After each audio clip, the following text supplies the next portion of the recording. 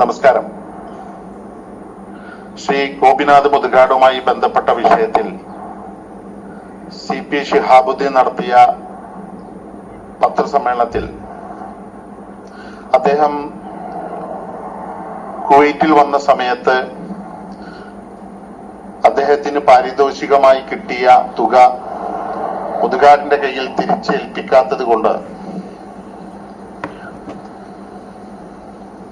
അദ്ദേഹത്തെ ഇവിടെ തനിച്ചാക്കി മുതുകാട് മറ്റൊരു ഫ്ലൈറ്റിൽ പോയി എന്നാണ് പരാമർശം. ഈ വിഷയവുമായി ബന്ധപ്പെട്ട് ഞാൻ നേരിട്ട് ഇടപെട്ട ഒരാളായത് കൊണ്ടാണ് ഇത്തരത്തിലൊരു വിശദീകരണം ഇവിടെ നൽകുന്നത്. എൻ്റെ പേര് NK റഹീം. ഞാൻ കുവൈറ്റിലാണ് ജോലി ചെയ്യുന്നത്. ഇവിടെ ആ പ്രോഗ്രാം നടക്കുന്ന സമയത്ത് മുതുകാട് സാറും അതുപോലെ തന്നെ ഷിഹാബുദ്ദീനും ഒരേ ഫ്ലൈറ്റിലാണ്, അദ്ദേഹത്തിന്റെ സഹോദരനും ഒരേ ഫ്ലൈറ്റിലാണ് കുവൈറ്റിലേക്ക് എത്തിയത്. തിരിച്ച് പോകുമ്പോൾ മുതുകാട് സാറ് തിരുവനന്തപുരത്തേക്കും ഷിഹാബുദ്ദീൻ കോഴിക്കോട്ടേക്കുമായിരുന്നു. ആ രണ്ട് ഫ്ലൈറ്റിന്റെയും സമയം വ്യത്യസ്തമായിരുന്നു. മുതുകാട് സാറിന് രാവിലെയും ഷിഹാബിന് വൈകുന്നേരവുമായിരുന്നു ഫ്ലൈറ്റ്. അതുകൊണ്ടാണ് ഇദ്ദേഹത്തെ ഇവിടെ ആക്കി ഒറ്റയ്ക്ക് യാത്ര ചെയ്തത്. അതൊരിക്കലും ഈ സാമ്പത്തികവുമായി ബന്ധപ്പെട്ട വിഷയമേ അല്ല. അദ്ദേഹം പോകുന്നതിന് മുമ്പ് എന്നെയാണ് ഷിഹാബുദ്ദീനെയും അദ്ദേഹത്തിന്റെ സഹോദരനെയും എയർപോർട്ടിൽ എത്തിക്കുവാനും വേണ്ടുന്ന സഹായങ്ങൾ ചെയ്യുവാനും ഏൽപ്പിച്ചത്.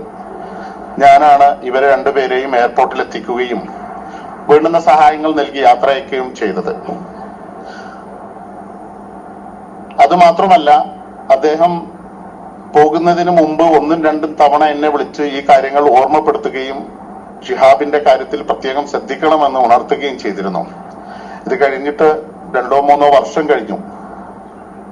എന്നിട്ട് ഈ സമയത്ത് ഇത്തരത്തിലൊരു പരാമർശം കേട്ടപ്പോൾ ഇതുമായി അതിന് യാതൊരു ബന്ധവുമില്ലല്ലോ എന്ന ബോധ്യത്തോടെയാണ് ഇങ്ങനെ ഒരു വോയിസ് ഞാൻ ഇടുന്നത്.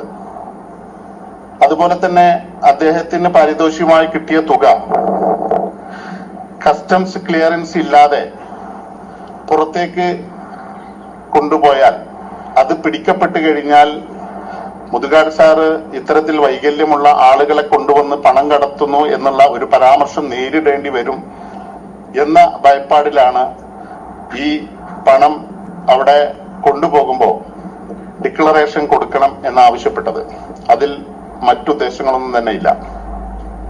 ഇദ്ദേഹത്തിന് പാരിതോഷികമായി കിട്ടിയ തുക തീർച്ചയായിട്ടും അദ്ദേഹത്തിന് തന്നെ ഉള്ളതാണ്. അതിൽ അദ്ദേഹത്തിന് മുതുകാട് സാറിന് എതിരഭിപ്രായവുമില്ല.